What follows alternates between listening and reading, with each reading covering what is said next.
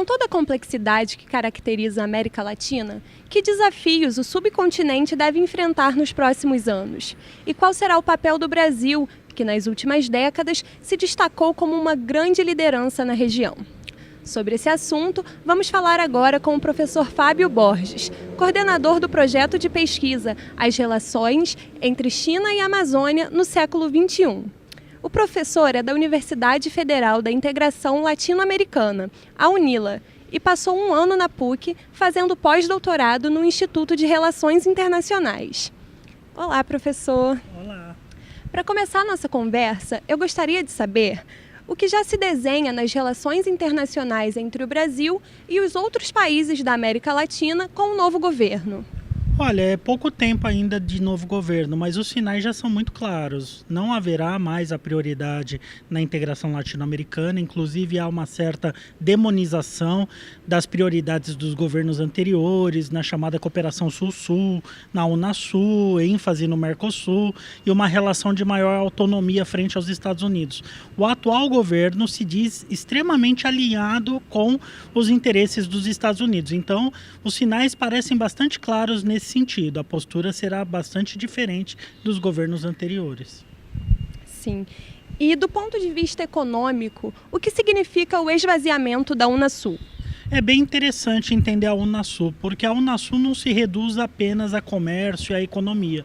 Inclusive, quando a Unasul foi pensada, foi justamente pensar a integração mais além de temas puramente econômicos. Pensar em questão de saúde, em questão de energia, em questão de segurança.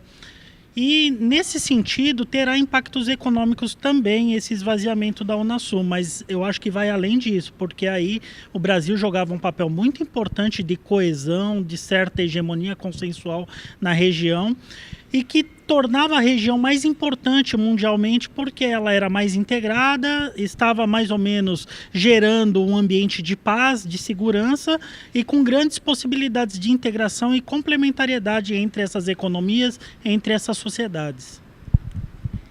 O ministro Paulo Guedes chegou a dizer que o Mercosul não terá tanta importância para o atual governo. Como isso pode afetar a economia brasileira? É bem importante entender que a América Latina tem um interesse muito mais do que ideológico, como alguns governos e o atual governo mais ou menos criticava o governo anterior, porque a América Latina é um importante comprador do Brasil. E diferentemente da Ásia, por exemplo, a América Latina compra produtos manufaturados, produtos com alta tecnologia que geram mais empregos no Brasil. Então a prioridade na integração latino-americana está longe de ser uma questão puramente ideológica. No momento que o Brasil não prioriza mais essas relações, certamente esses interesses serão afetados. E o Brasil talvez fique refém de algo que é estrutural na economia brasileira, dependente da exportação de matérias-primas para países asiáticos nesse momento, ou para a Europa, como tem sido o padrão normal de comércio entre a América Latina e outros países do mundo. E quais são as implicações do alinhamento incondicional do Brasil com os Estados Unidos?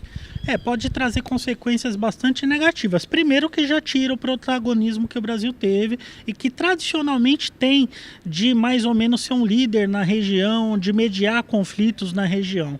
E nos últimos tempos, a política externa brasileira se caracterizou pela ênfase na cooperação Sul-Sul. E entre esses parceiros da cooperação Sul-Sul, estão China, estão Rússia, que claramente tem uma posição de muito antagonismo com relação aos Estados Unidos. Então são parceiros que para o Brasil também são importantes e que podem ficar bastante incomodados com essas posturas brasileiras, além dos países árabes, já que o Brasil criou uma grande polêmica com a possibilidade da transferência da capital de Israel para Jerusalém. E a nomeação de um oficial brasileiro para o Comando Sul do Exército Americano pode ter consequências econômicas para o país, como, por exemplo, nas relações com a China? E isso pode ser prejudicial para o Brasil? Com certeza, é muito preocupante, primeiro pelo tema de segurança e defesa, porque nunca o Brasil ficou totalmente subordinado às Forças Armadas dos Estados Unidos, então ter um militar brasileiro subordinado e comandando esse Comando Sul dos Estados Unidos é muito preocupante, porque as ênfases e as prioridades serão elaboradas pelo governo dos Estados Unidos e não pelos países latino-americanos e não pelo Brasil. Então, diante disso, certamente o Brasil deixa de ter uma autonomia na definição definição das suas políticas de segurança e defesa, o que é preocupante. Em relação aos outros parceiros, também havia muita cooperação na área de segurança e defesa com Rússia, com China, com Índia, com África do Sul. E essas relações incondicionais com os Estados Unidos colocam o Brasil em uma situação de dúvida do que o Brasil será de um parceiro confiável a longo prazo. Então, nesse momento, o Brasil pode estar mais ou menos aí afetando a reputação que ele criou com esses países do Sul como um parceiro confiável.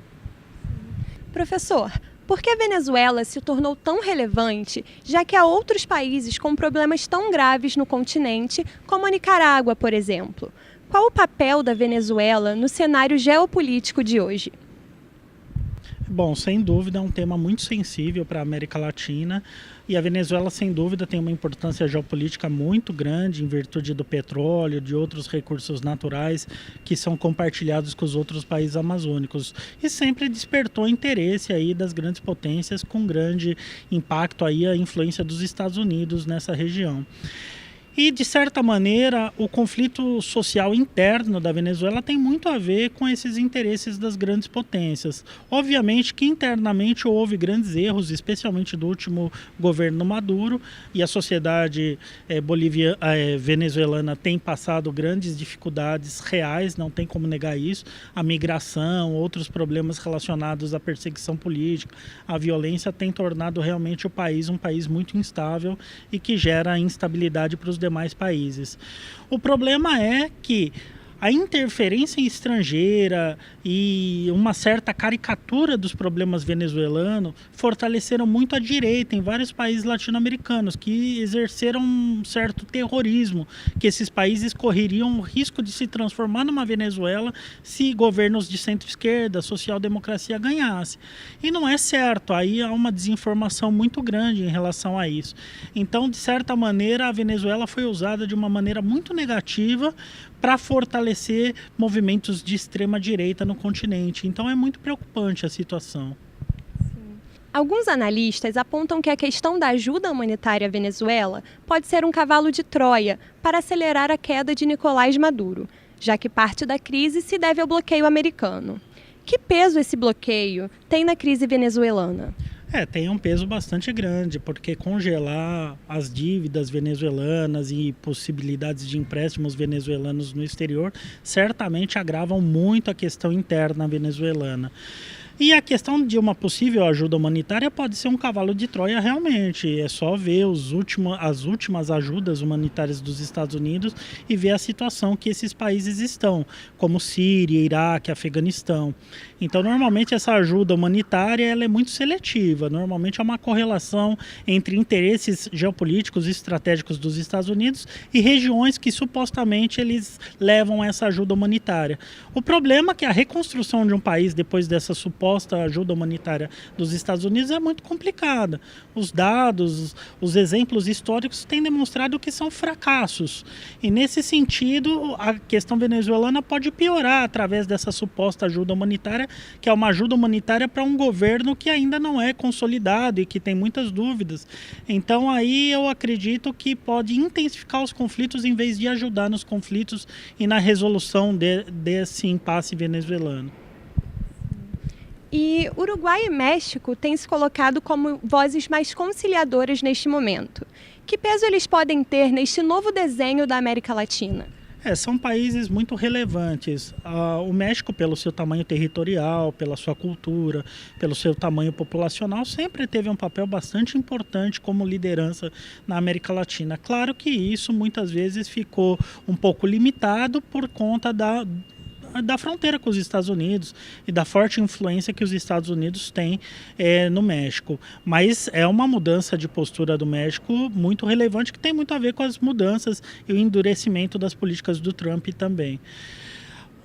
O Uruguai é um país que, de certa maneira, aí, ele é menor, uma população menor, um território pequeno, mas que sempre teve um papel muito relevante nas relações internacionais, dentro do Mercosul. É um país de muito destaque também, mas é óbvio que também é muito limitado com outros dois países, como o Brasil e a Argentina, contra Maduro. Então, tem aí algumas dúvidas. Qual é o limite, qual é o alcance desse apoio do México e do Uruguai em relação a uma saída pacífica para a crise venezuelana? Muito obrigada pela entrevista, professor. Eu que agradeço. Tamires Pinheiro, para a TV PUC Rio.